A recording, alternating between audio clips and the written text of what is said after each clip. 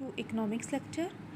अज आप डिस्कस करेंगे Indian monetary system. Money वाला चैप्टर चल रहा है अपना, तो ये डिस्कस करेंगे इंडियन मॉनेटरी सिस्टम की इंडिया का मॉनेटरी सिस्टम किहो जिहा है। हुण इंडिया का जिहड़ा मॉनेटरी सिस्टम है इनू मैनेज करंसी स्टैंडर्ड भी कहा जाता है, इनू पेपर करंसी स्टैंडर्ड भी कहा जाता है।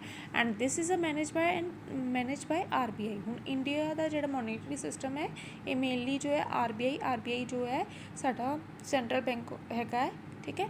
And reserve bank of India हैगा, ठीक है। ये द्वारा इंडियन जोड़ा है मॉनेटरी सिस्टम मैनेज होंदा है। हुण what is a standard money. हुण कई बच्चों के माइंड में क्वेश्चन आएगा स्टैंडर्ड मनी की होंदा है। स्टैंडर्ड मनी मीनस जिहड़ा मनी जिहड़ा है सर्कुलेट किया जाता है country they which in order of the government के ऑर्डर के नाल जिहड़ा सर्कुलेट किया जाता है या गवर्नमेंट अथॉरिटी के जिहड़ा सर्कुलेट किया जाता है उन्होंने कहते हैं स्टैंडर्ड मनी। एंड ये जिहड़ा है मनी जिहड़ा सर्कुलेट किया जाता है for the making of payment. जो गवर्नमेंट ने कोई पेमेंट मेड करनी होंदी है उस टाइम मेड किया जाता है, उस मनी नूं आपां कहते हैं स्टैंडर्ड मनी।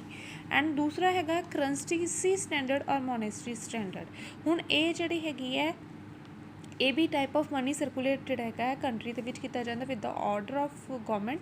पर ये की है पेपर नोट पेपर मनी जोड़ा है वो करंसी स्टैंडर्ड है। कॉइनस जिदा कॉइनस है या करंसी है वो सर्कुलेट की जाती है, इनू आप कहते हैं करंसी स्टैंडर्ड या मॉनेटरी स्टैंडर्ड। एंड जो कॉइनस जोड़ा है इस स्मॉल पार्ट में डिवाइड किया हुआ है जिन्होंने कहते हैं स्मॉल डिनोमिनेशनस।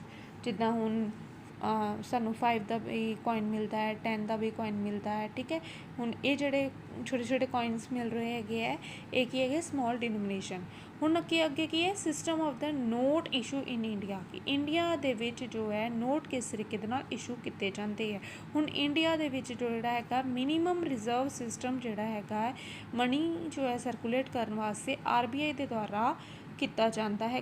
ये जो भी मिनीमम स्टॉक गोल्ड आ या फॉरन एक्सचेंज का किया जाता है वो बेसिस से जो है मनी जो है इकॉनमी में किया जाता है, क्योंकि इस रेंज तो गोल्ड की रेंज तो या फॉरन एक्सचेंज की रेट तो ज़्यादा जो है नोट जो है इकॉनमी में नहीं सप्लाई किए जाते, क्योंकि अगर ये तो ज़्यादा सप्लाई किए जान फिर ओवर सप्लाई हो जाएगी मनी की।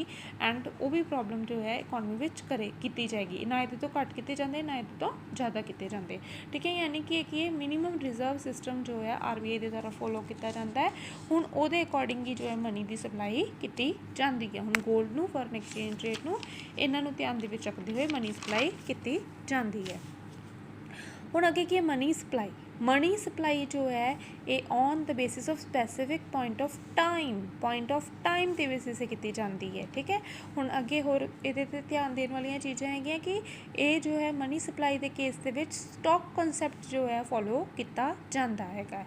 एंड ये की है ये जोड़ा है पब्लिक द मनी ये जो वो पार्ट ऑफ मनी इंक्लूड है जो कि पब्लिक के द्वारा सप्लाई हो रही है। और ये पब्लिक जो है ये only household sector and producer sector आ दो सैक्टर जो है पब्लिक के काउंट किए जा रहे हैं। कोई गवर्नमेंट कोई भी बैंक वो ये काउंट नहीं किए जा रहे, यानी कि स्टॉक कंसैप्ट के बेसिस है।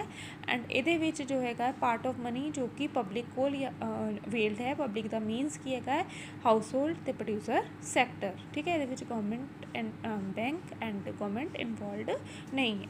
हुण अगे की है मेजरमेंट ऑफ द मनी किस तरीके मेजर किया जाता है। मनी जो है RBI के द्वारा मनी मेजर किया जाता है। एंड ये वास्ते जो RBI कुल 4 बेसिस फॉर्म्स है जिन्हों के बेसिस से किया जाता है M1 M2 M3 M4।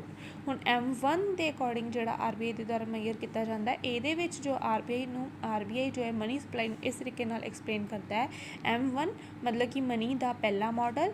हुण ये देखो की चीज़ ऐड है C मतलब करंसी जो कि पब्लिक कोल है प्लस DD मतलब डिमांड डिपॉजिट जोड़ा लोगों का डिपॉजिट जोड़ा बैंक के विच है OD होर अदर डिपॉजिट जोड़ा है जोड़ा RBI कोल हैगा है। यानी कि ये देखो मेजर 1 पहला चंगी तरह समझ लो। C फॉर मतलब कि जो पेपर मनी या कॉइन जो भी कुछ जो है आम जड़ी जनरल पब्लिक कोल हैगा। जनरल पब्लिक इत्थे जोड़ा है house hold sector and producer sector. And DD मतलब जोड़ा पब्लिक डिपॉजिट बैंक कोल हैगा है, बैंक का पैसा नहीं पब्लिक डिपॉजिट जोड़ा है। अदर डिपॉजिट जोड़ा RBI कोल हैगा ठीक है। ये यानी कि गवर्नमेंट डिपॉजिट है या फॉरन कंट्री का डिपॉजिट है, वो सारिया चीज़ां जे आप मिला लेंगे हाँ, इस तरीके दे नाल मनी का पहला मॉडल बनता है। फिर उस तो बाद मनी का दूसरा मॉडल बनता है, किस तरीके नाल बनता है, M1 प्लस SDP। SDP मतलब saving deposit in the post office, यानी कि ये जो अपना आएगा C प्लस DD प्लस ये अदर डिपॉजिट प्लस SDP, ये सब कुछ जो है करके साडा मॉडल 2 बनता है। C फॉर जोड़ा करंसी पब्लिक कोल हैगी है, डिमांड डिपॉजिट जोड़ा पब्लिक कोल हैगा, अदर डिपॉजिट जोड़ा RBI कोल हैगा है, एंड SDP की हैगा saving deposit in post office है। ये सारा चीज़ा मिला के मैयर 2 जिहदे नाल मनी नूं मैयर किया जाता। फिर मैयर 3 हुण जिहड़ा भी अजे तक किया वो सारिया चीज़ा मिला के, ठीक है, मनी M1 प्लस NTDB जोड़ा है net time deposit of the bank, कि जोड़ा तुसी एट प्रेजेंटली जोड़ा बैंक के विच डिपॉजिट करवाया है, वो दोनों मिला के भी जी मनी सप्लाई दिखी जाती है। फिर अगे की M4 दे विच की है M3 प्लस TDP मतलब टोटल डिपॉजिट, कि जिन्ना भी टोटल डिपॉजिट है वो ये इनवॉल्वड है। ठीक है, हुण इस तरीके दे नाल ये मॉडल चलती है।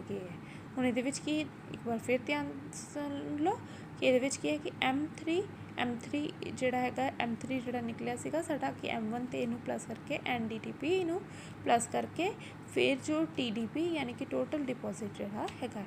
Sources of the money supply के किहड़े सोर्सिस है, या तो RBI नोट इशू कर दे या तो क्रैडिट क्रिएशन करे।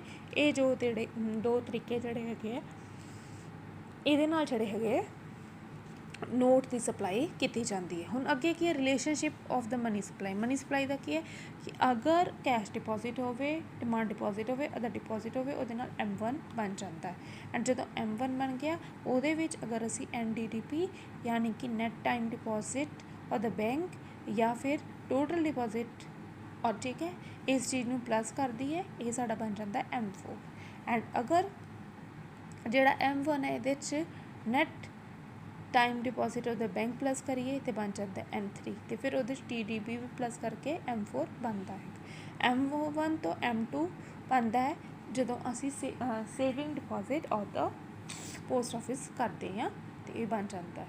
With this chapter is a finish student, ये चैप्टर तुहाडा कंप्लीट हो गया। And thank you students for watching this video.